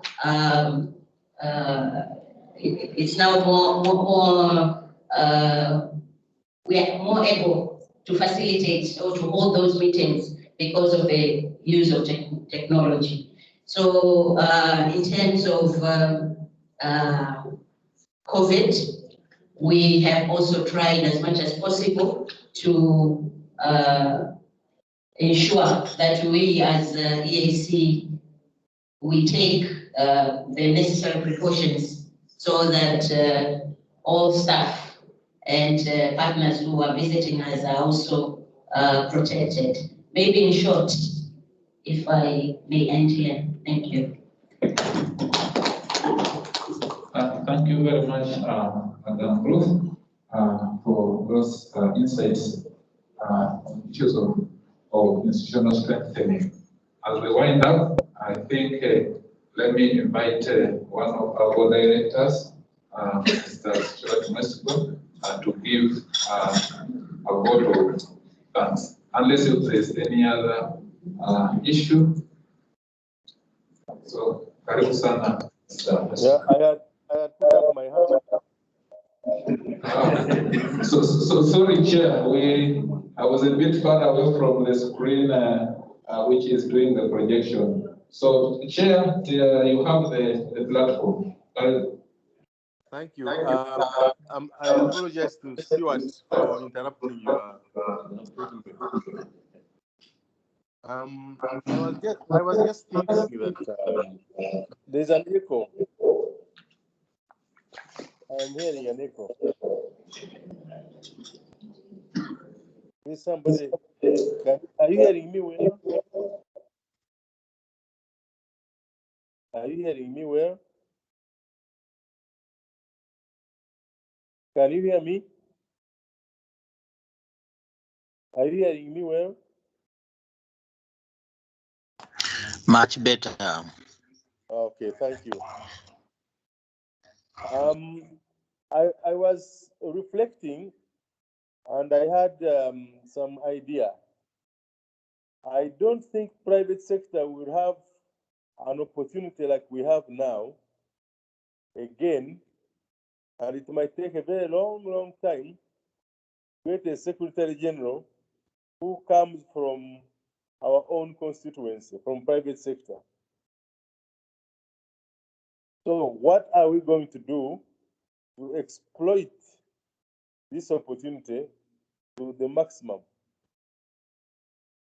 So I'm asking each one of you to think about what we can do to assist the Secretary General, Peter, to see how private sector can take advantage of your term of office. One of the ideas I have is to strengthen the East African Business Council so that it becomes extremely effective. Two is to find a forum for the heads of private sector in all our countries and their CEOs to have a monthly or quarterly engagement with the Secretary General, so that first of all we'll brief you about the achievements we are doing in our different constituencies, and there we also share with our colleagues what we are doing and how we are confronting these non-tariff barriers, NTBs, and other impediments. So I'm looking at you, Honorable Secretary General, to come up with some new opportunities for private sector to engage.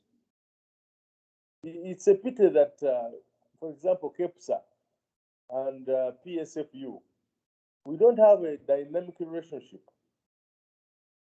We don't have a dynamic relationship with Tanzania private sector. We don't have a dynamic relationship with the others. So if you could, I would be very happy if you could find a way of setting up this chapter or this focal point or whatever by name called. But I'm not happy. Since I took over chairmanship of PSFU, I have written to the Kenyan colleagues. They never replied. And then when we get these challenges of eggs, of sugar, of milk, and of that, we cannot engage our colleagues to be able to bring pressure. Since I can now disclose that I have been in contact with the chairman of private sector of Rwanda very recently, and with one minister, and I urged them to make sure that we bring pressure on our leaders to not keep this border closed forever. In Ecclesiastes chapter 5, verse 3 to 7, it says that there is a time for everything, but you cannot keep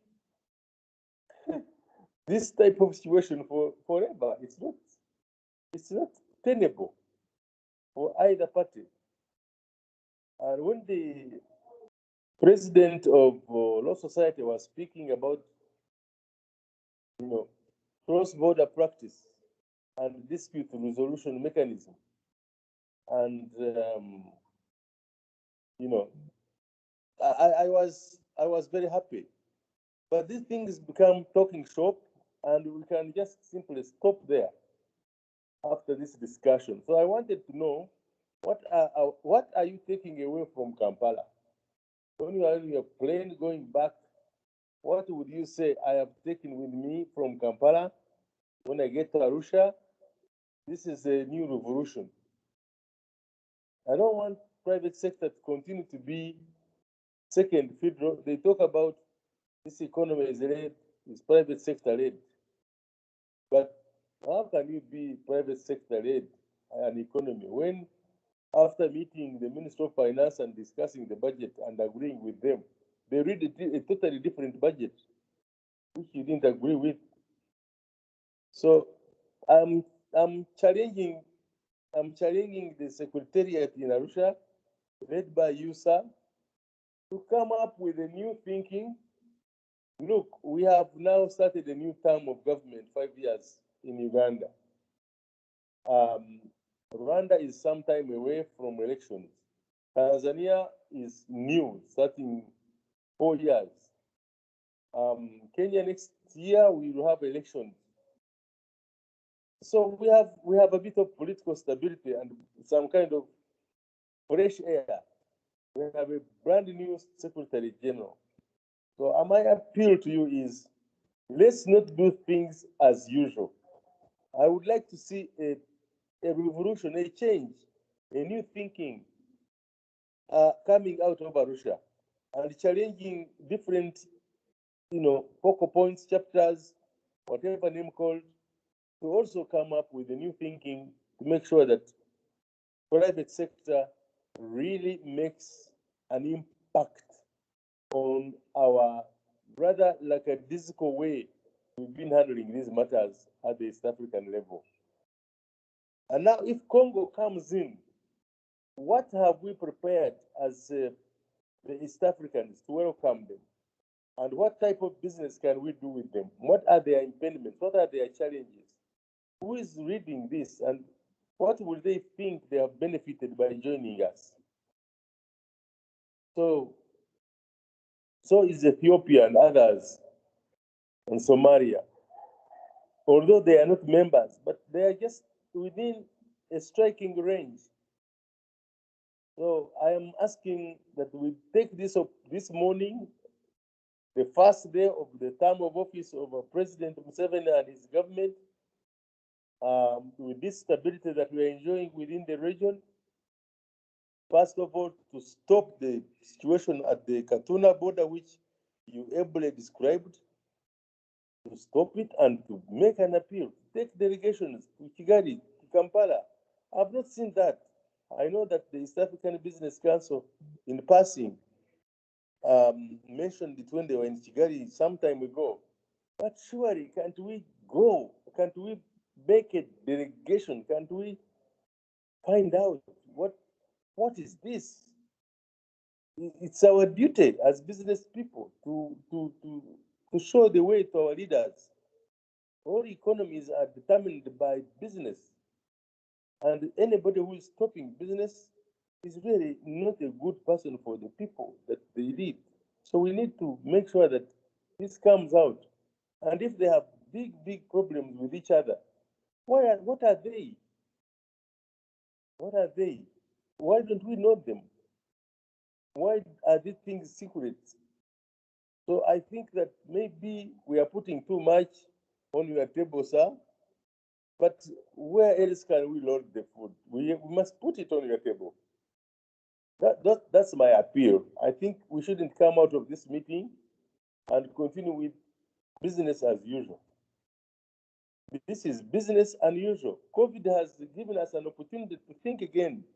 Think how we act, how we play, how we move, how we benefit. In the entire presentation of yesterday at Kororo, everybody was introduced, except I didn't hear business community being talked about. So there's non-existent people. Even I don't know whether our Secretary General was introduced. Thank you. Thank you very much, Dr. Ilka Manga, the chairperson of Private Sector Foundation Uganda. You have raised quite pertinent issues ranging from strengthening the East African Business Council and effectively address issues affecting the private sector in Uganda.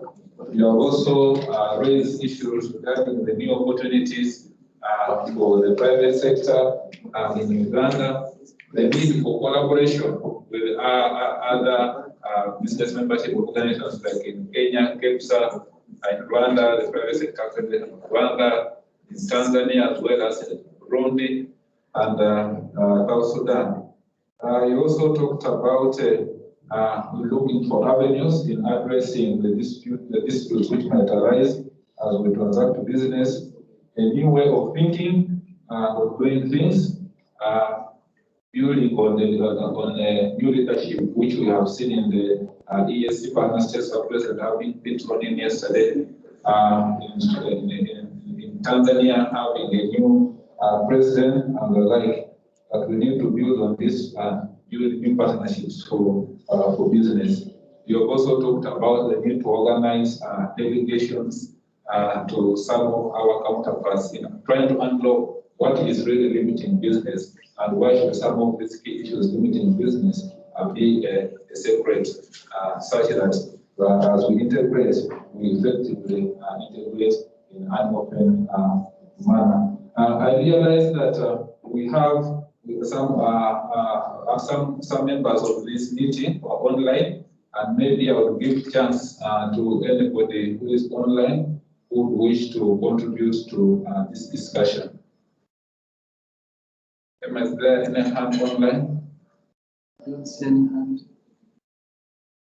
I don't see any hand. Okay. Thank you, Emma. Just to confirm the chair of PSFU that we have captured the issues and they will be part of the official agenda from our chapter, PSF, which will be submitted to the EAC Secretary General. So I think as we wind up, let me invite Mr. Stuart Method, who is the board director, to come and give a vote of thanks.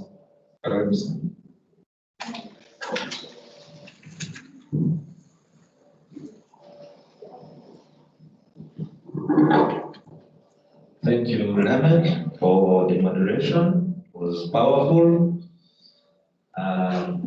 Director General, Mr. Bagamunda, and your team, the members of the private sector. I don't want to say we apologize for having interrupted your holiday. Those who are faithful in the Muslim fraternity, but I would like to take this chance to say, Eid al-Fitr, Eid Mubarakah. From here we can go and enjoy with you. Those who have missed the prayers, very sorry, but we can still pray.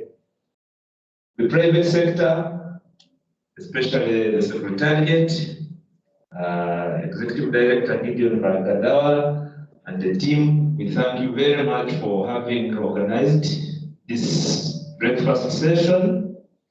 We thank very much the proprietors of Skies and the Protea Group. Dr. Katatule was here with us. I think the breakfast was very yummy. Also, I want to take this opportunity to thank our new SG, who really tried to spare time to be with us here in Uganda. It was very courteous of him to have spared that time to be with us and to give that ear to listen to some of the issues recurrent, but I read from him that there is a lot of commitment to have them resolved. Our chairman of Private Sector Foundation, I have nothing much to say but to thank you for always finding time to steer the private sector, and that energy is actually required at the EABC level. When we energize the EABC, I'm sure the work for EAC will also become easier. Madam Maggie and Marian, I am still trying to emphasize that let us be marketing managers for the voice of the private sector, which is the EABC. I've used Safe Border in Kenya, I've used the Safe Border in Uganda. I don't see why they are not members of EABC. Once again, our Secretariat in Uganda, also thank you, of course, through the focal point, but let us try to coordinate more and more and improve on communication.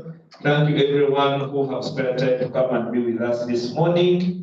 Let us continue working together. As SD said, if we cannot trade together as the boo-boo, as bear. How are we trying to jump and go to the continental market, the African market?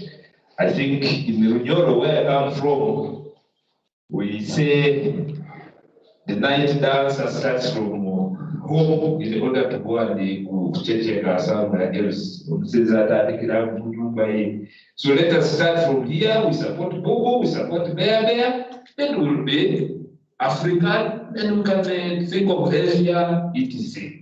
Thank you very much. Once again, Eid Mubarak, Eid Fitri. Thank you and have a safe travel back home. Thank you.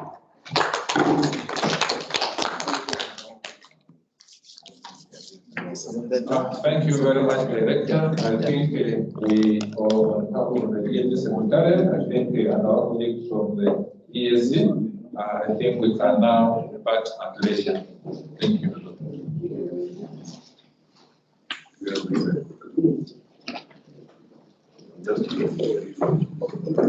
Thank you.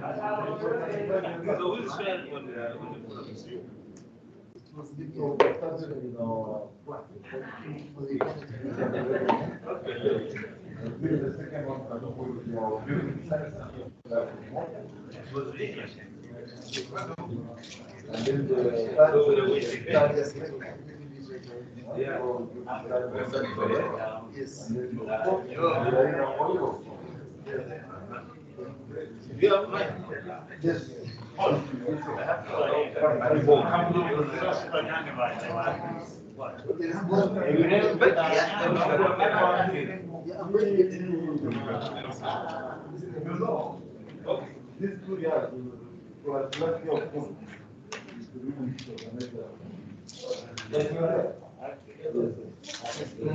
Thank you so much. You understand? Yes. I think no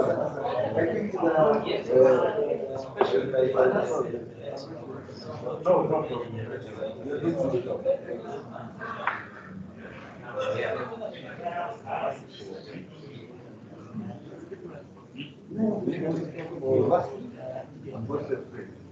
This week, I'll find out tomorrow.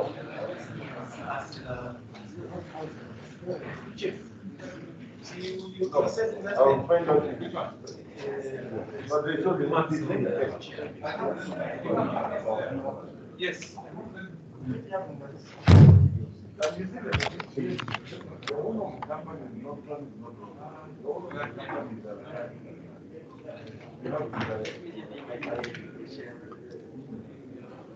Very important someone.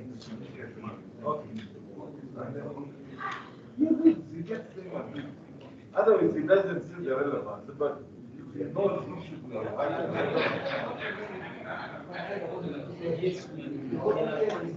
No, true.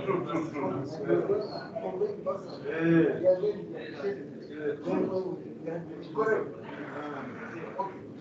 No, it's very important to give the head note. Yes. You know, you said that last issue on the front, but he was also there. Sometimes you may not be able to present a lot of things. But when you send some documentation letter to him,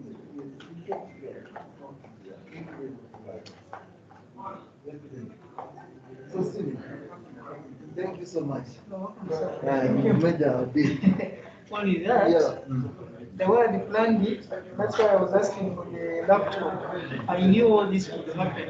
Like, would be up and down. And Yeah, you see, for me, when I was out putting out the schedules, I went to people already working in the union, only to come here and find that she was also asking for me. Because I came with my laptop, saying that. They told me I should look for someone. Yeah, Manuel. Yes, but then, I would there. I knew that because I was trying to put up there. Because I left it. Actually, I was asking the line that where the other gentleman is. I told them because of convenience, actually by 5:50, I was on the road. I couldn't get boda, I couldn't get taxi. So I waited for over 20 minutes. Oh, yes, I'm going to say this. Let's follow that. You should make it into so I don't have to change it into dollars. Yes, I signed because I got on behalf of. You are in touch with Josephine? Yes. Okay. Yeah. So I told him I'll be earlier here. Before 7. Okay, yeah. This was something I had seen. Can you in the meantime? You booked for 35, yeah? But we had the extra people. No problem. It is expected. It's expected. Actually, if we had held it tomorrow, they could have even come to 60. Hey. You see, when you look at the people who have attended online, most of them would have wished to be here. So, I'm not in the room number. But that's what, yes, Moscow. Yes. The room number at Moscow. Rebecca, Amanda. And the 0752325764. Tell her to send the invoice immediately to Ludovic, who sent her the LPO, because I want this to be processed. Unfortunately, tomorrow might be Eid in Tanzania. But let these remaining hours, let it reach his desk. That he has to pay this money. Yes, this is Moscow.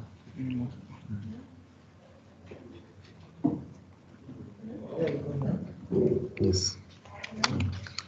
Let me even take a photo. So tell her, whoever is in your accounts or so, can this invoice be sent immediately so that these guys can start working on it. I always like to respect people's business. I don't want payments to delay. Yes. Because we could have paid in advance, but we took it that we could have a challenge. This thing is giving me a shadow.